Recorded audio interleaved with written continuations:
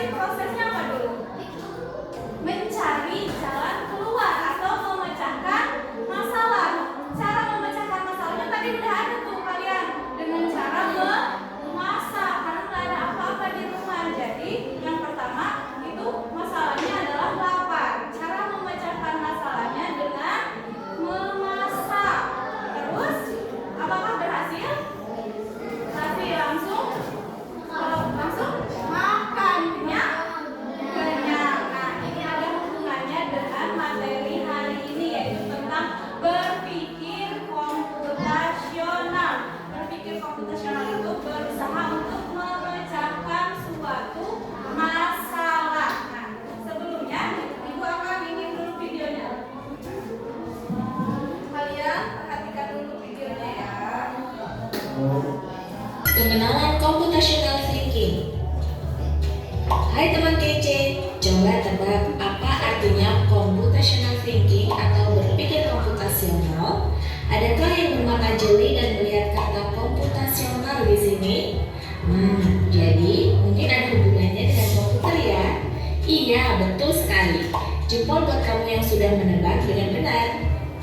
Berpikir komputasional adalah proses berpikir untuk menyelesaikan masalah dengan efektif dan efisien. Dalam ilmu komputer, proses berpikir ini dilakukan sebelum mulai menulis coding atau pemrograman.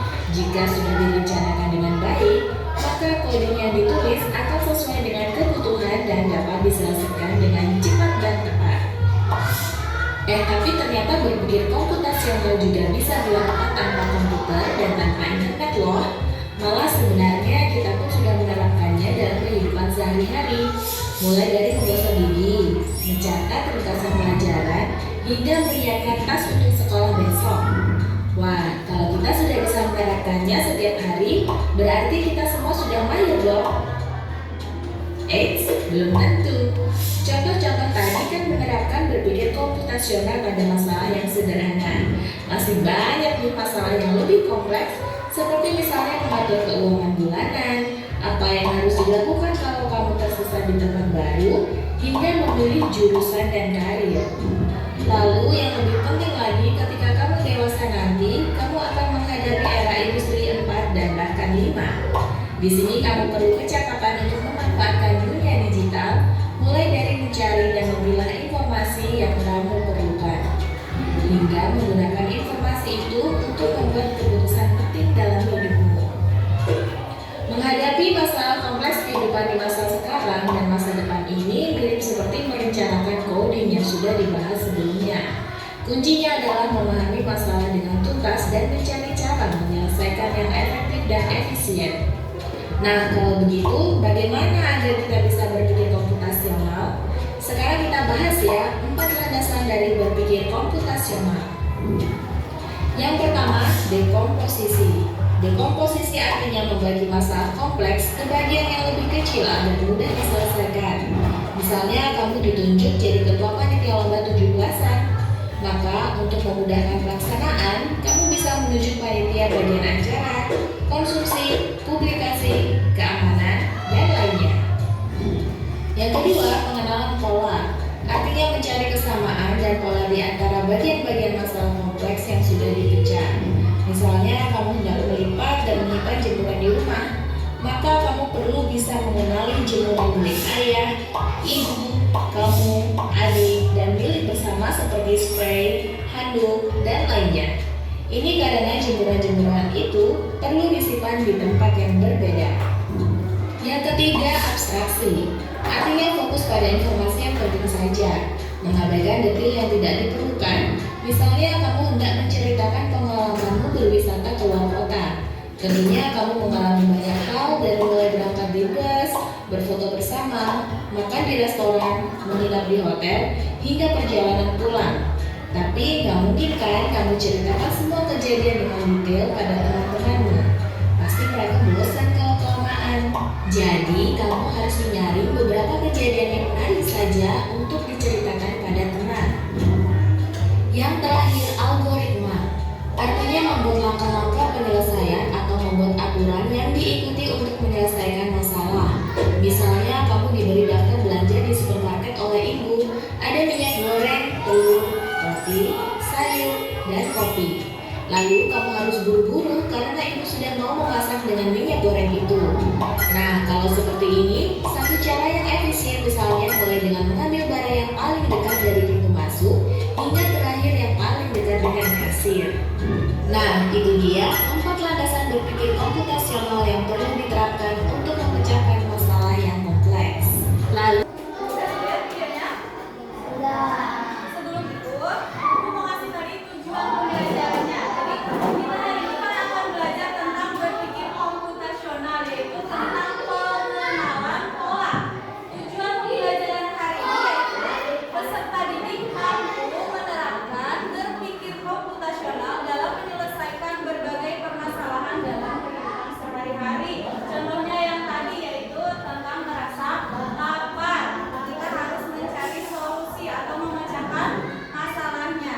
Nah, tadi setelah melihat video,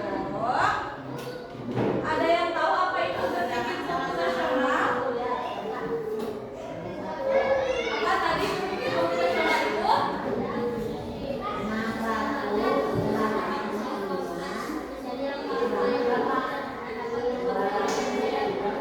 Ya, berpikir komputasional itu proses sistematis untuk memecahkan masalah yang kompleks menjadi langkah-langkah yang lebih sederhana. Contohnya yang tadi ya, yang mengenai rasa lapar. Kemudian, sekarang tujuan berpikir komputasional yaitu yang pertama ada memecahkan masalah secara efektif dan efisien, terus merancang solusi, kemudian meningkatkan analisis dan melatih pola pikir. Nah, yang tadi ada berapa? Ada prinsip komputasional, berpikir komputasional ada berapa? 4. Yang pertama apa? Dekomposisi, yaitu proses memecah masalah besar yang kompleks menjadi beberapa bagian kecil yang lebih mudah dikelola dan diselesaikan. Contohnya apa tadi?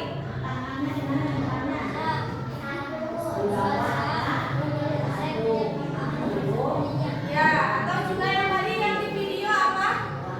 Menjadi ketua panitia lomba 17-an. Kalau kalian menjadi panitia lomba 17-an, apakah kalian sendiri yang mengerjakan semuanya tugas acaranya? Tidak. Nah, supaya lebih mudah makanya dibagi-bagi. Ada panitia acara ya. Terus ada seksi dokumen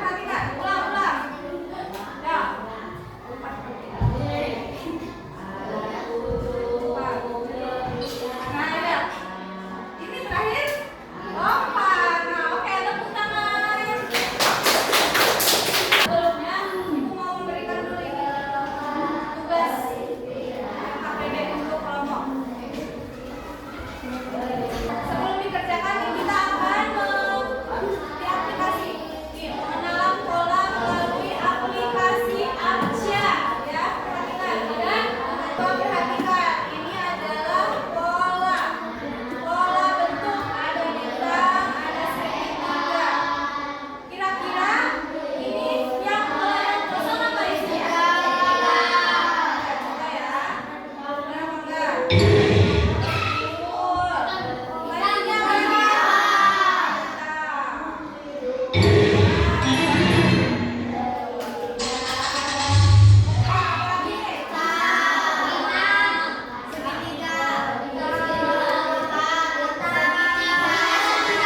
Mana segitiga? Bintang, 4, 5, 6, 7. Mana bintang?